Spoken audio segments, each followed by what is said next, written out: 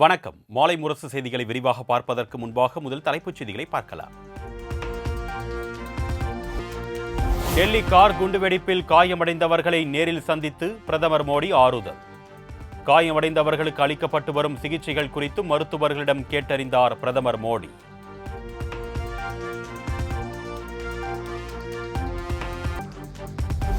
டெல்லியில் பிரதமர் மோடி தலைமையில் பாதுகாப்பு விவகாரங்களுக்கான மத்திய அமைச்சரவை கூட்டம். டெல்லி கார் குண்டுவெடிப்பு சம்பவத்தை அடுத்து நாட்டின் பாதுகாப்பு தொடர்பாக ஆலோசனை.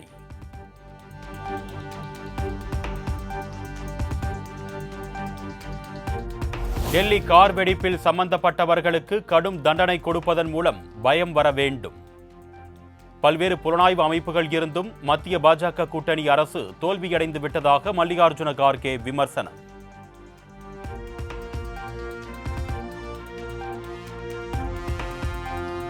பீகார் தேர்தலில் வெற்றி பெற்று அரியணையில் அமரப்போவது யார்? தேசிய ஜனநாயக கூட்டணி ஆட்சி அமைக்கும் என்று கருத்து கணிப்பு வெளியாகியுள்ள நிலையில் நாளை வாக்கு எண்ணிக்கை.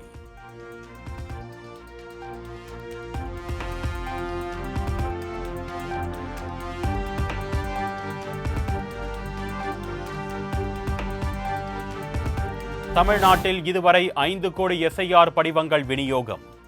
சுமார் 68,000 பிஎல்ஓ அதிகாரிகள் எஸ்ஐஆர் பணியில் ஈடுபட்டிருப்பதாகவும் தேர்தல் ஆணையம் தகவல்.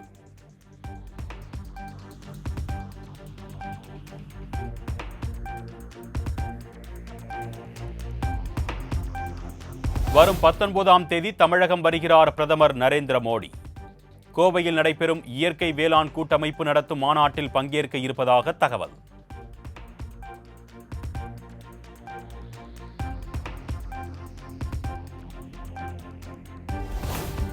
கடந்த முறை தோல்வியுற்ற வேதாரண்யம் தொகுதியை வென்றே தீர வேண்டும் என்று திமுக நிர்வாகிகளிடம் முதலமைச்சர் மு.க.ஸ்டாலின் கண்டிப்பு. பல்லாவரம் தொகுதியில் உட்கட்சி பூசல் என்ற சலசலப்பே இருக்கக்கூடாது என்றும் 1-to-1 சந்திப்பில் உத்தரவு.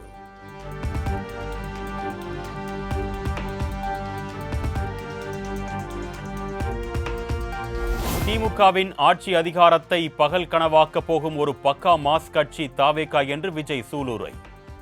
எந்த கொம்பனாலும் தங்களை வீழ்த்த முடியாது என்பது அதிகார மயக்கம் என்றும் விமர்சனம்.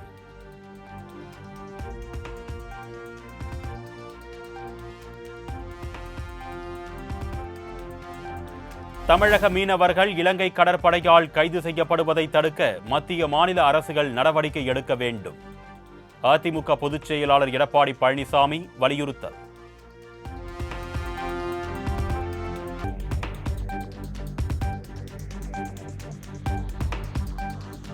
சிறுமி முதல் முதியவர் வரை யாருக்கும் திமுக ஆட்சியில் பாதுகாப்பு இல்லை என்று நயினார் நாகேந்திரன் குற்றச்சாட்டு. தமிழகத்தில் சட்டம் ஒழுங்கு சீர்கெட்டிருப்பதாகவும் காட்டம்.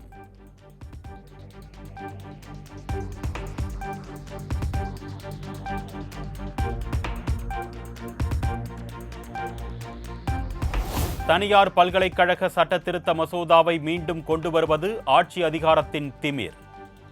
பல்கலைக்கழக ஆசிரியர் சங்கத்தினர் உண்ணாவிரத போராட்டத்தில் பங்கேற்று ஆதரவு தெரிவித்த பிறகு சீமான் பேட்டி.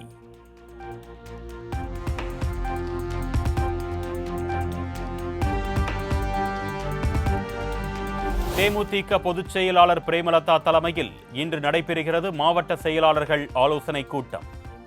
சென்னை கோயம்பேட்டில் நடைபெறும் கூட்டத்தில் கட்சியின் வளர்ச்சிப் பணிகள் குறித்து ஆலோசனை நடத்தப்பட இருப்பதாக தகவல்.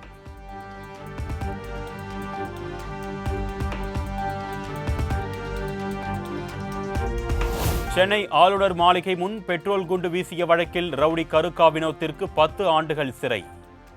பூவிருந்தவள்ளி என்ஐஏ சிறப்பு நீதிமன்றம் அதிரடி தீர்ப்பு.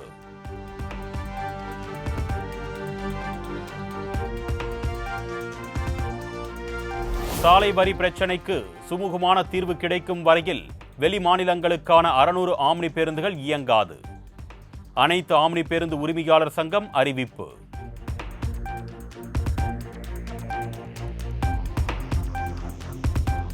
சாலைகளின் நடுவே கொடிக்கம்பங்கள் அமைக்கும் கட்சிகளுக்கு எதிராக எந்த நடவடிக்கையும் எடுக்கப்படுவதில்லை என்று சென்னை உயர்நீதிமன்றம் அதிருப்தி. தாமாக முன்வந்து நீதிமன்ற அவமதிப்பு வழக்கு எடுக்கப்படும் என்று நீதிபதி எச்சரிக்கை.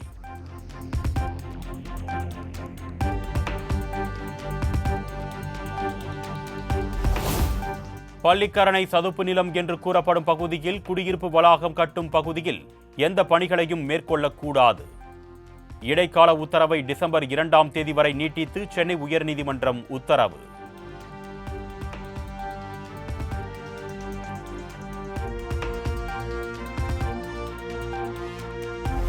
மோசடி வழக்கில் ஜாமீன் நிபந்தனைகளை நிறைவேற்றாத தேவநாதனை கைது செய்யுங்கள். சென்னை முதலீட்டாளர்கள் நலன் பாதுகாப்பு சிறப்பு நீதிமன்றம் உத்தரவு.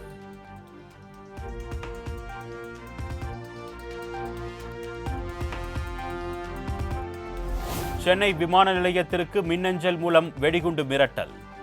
வெடிகுண்டு நிபுணர்கள் மேற்கொண்ட தீவிர சோதனையில் புரளி என தகவல்.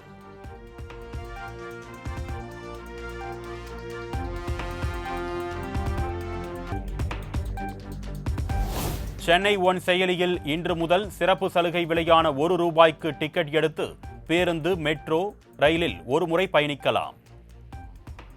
சென்னை ஒருங்கிணைந்த மாநகர போக்குவரத்து ஆணையம் அறிவிப்பு.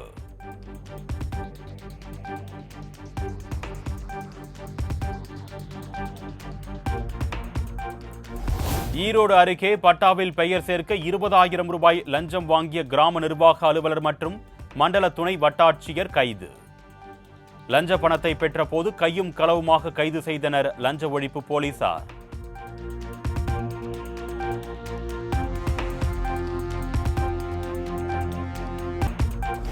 அமேசானில் ஐபோன் ஆர்டர் செய்தவருக்கு குழந்தைகளுக்கான பாடி வாஷ் டெலிவரி செய்யப்பட்டதால் அதிர்ச்சி. அமேசான் நிறுவனத்திடம் முறையிட்டும் நடவடிக்கை இல்லை என்று வாடிக்கையாளர் குற்றச்சாட்டு.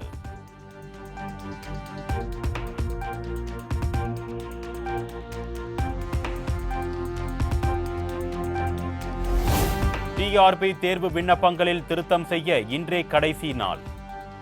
ஆசிரியர் தேர்வு வாரியம் அறிவிப்பு.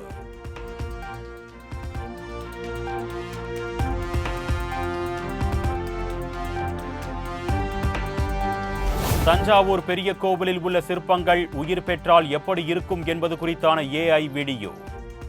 மெய்சிலிர்க்க வைக்கும் வீடியோ இணையத்தில் வைரல்.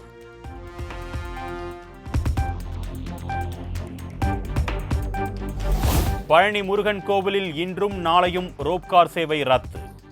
பராமரிப்பு பணி காரணமாக 2 நாட்கள் தற்காலிகமாக நிறுத்தப்படுவதாக கோவில் நிர்வாகம் அறிவிப்பு.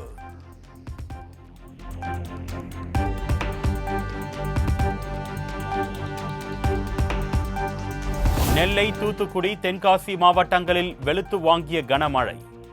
திடீரென பெய்த மழையால் வெப்பம் தணிந்து குளிர்ச்சியான சூழல்.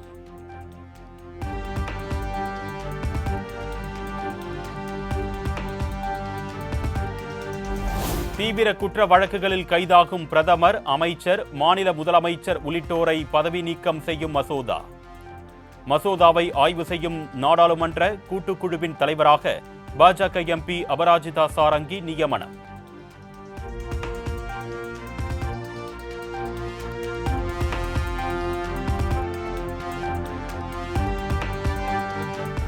ஏற்றுமதியாளர்களுக்கு 25,000 கோடி ரூபாய் ஊக்கத்தொகை திட்டத்திற்கு மத்திய அமைச்சரவை ஒப்புதல்.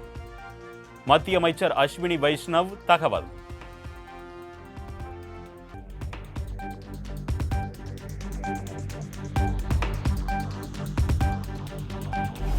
டிசம்பர் 5ஆம் தேதி இந்தியா வருகிறார் ரஷ்ய அதிபர் புட்டின். யுக்ரைன் உடனான போர் தொடங்கிய பின் முதல் முறையாக இந்தியா வருகை.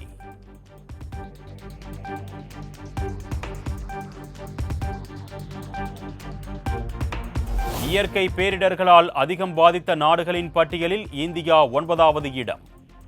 30 ஆண்டுகளில் 80,000 பேர் பலியாகியிருப்பதாக ஜெர்மன் வாட்ச் என்ற சுற்றுச்சூழல் ஆய்வு நிறுவனம் வெளியிட்ட அறிக்கையில் தகவல்.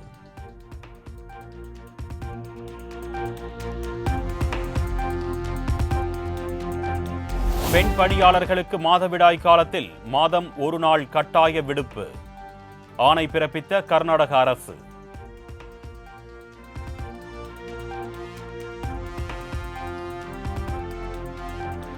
கும்பமேளாவுக்காக 5,657 கோடி ரூபாய் மதிப்பிலான வளர்ச்சிப் பணிகள்.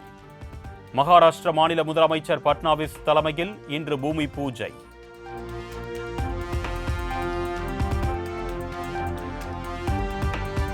லஞ்சம் மோசடி வழக்குகளில் சிக்கியுள்ள இஸ்ரேலிய பிரதமர் நெதன்யாவுக்கு மன்னிப்பு வழங்க கோரி இஸ்ரேல் அதிபருக்கு அமெரிக்க அதிபர் ட்ரம்ப் கடிதம். நெதன்யாவுக்கு எதிராக வழக்குகள் அரசியல் ரீதியிலான என்று கருத்து.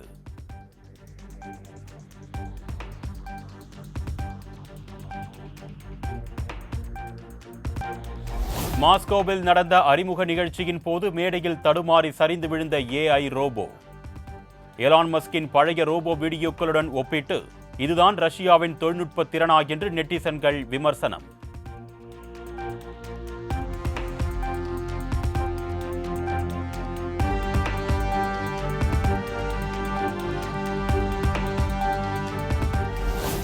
அடுத்த மாதம் 15 அல்லது 16ஆம் தேதி 19வது IPL கிரிக்கெட் போட்டிக்கான வீரர்களின் மினி ஏலம். ஐக்கிய அரபு அமீரகத்தில் உள்ள அபுதாபியில் ஏலத்தை நடத்த இந்திய கிரிக்கெட் வாரியம் முடிவு செய்திருப்பதாக தகவல்.